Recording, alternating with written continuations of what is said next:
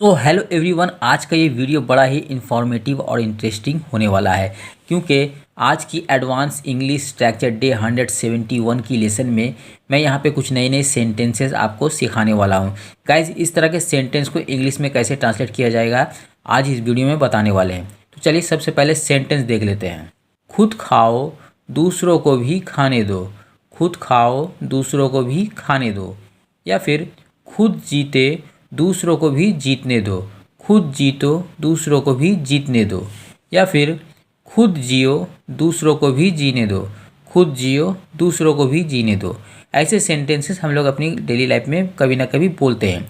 तो आज इस वीडियो में इस तरह के सेंटेंस को हम लोग इंग्लिश में ट्रांसलेट करना सीखने वाले हैं एक एडवांस स्ट्रक्चर की मदद से। मैं यहाँ पे आपको एक स्ट्रक्चर बता दूंगा, सेंटेंस का स्ट्रक्चर। उसके बाद वही सेंटेंस के स्ट्रक्चर के थ्रू आपको इस तरह का सेंटेंस को ट्रांसलेट करना है।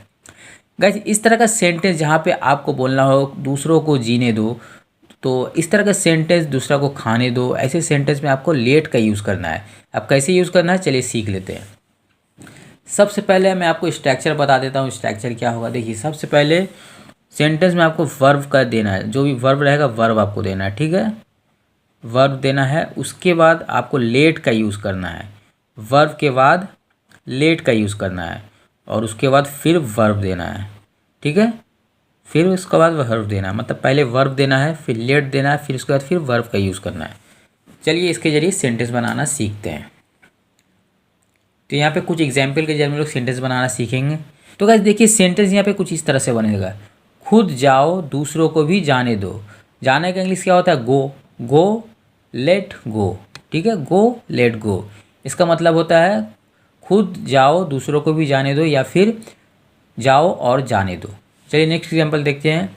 खुद खाओ दूसरों को भी खाने दो। खुद खाओ दूसरों को भी खाने दो। खाने का इंग्लिश क्या होता है? ईट। ईट लेट ईट। ईट लेट ईट, मतलब खुद खाओ दूसरों को भी खाने दो या फिर खाओ और खाने दो। नेक्स्ट एग्जांपल, खुद जीतो दूसरों को भी जीतने दो। तो जीतने का इंग्लिश क्या होता है? विन।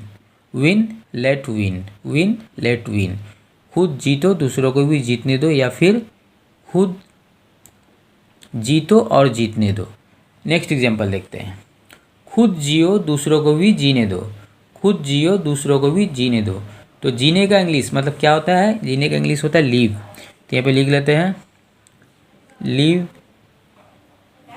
उसके बाद लेट, उसके बाद फिर लीव, ठीक है, लिव लेट लिव। खुद जियो दूसरों को भी जीने दो या फिर जियो या जीने दो। जियो या फिर जियो या फिर जियो और जीने दो। ओके, तो आई थिंक गाइस आपको समझ में आ गया होगा कि इस तरह के सेंटेंस को इंग्लिश में कैसे ट्रांसलेट करना है। ठीक है, तो गाइस मिलते हैं किसी और नए से एडवांस इंग्लिश स्ट्रक्चर के साथ। तब तक के लिए अलविदा।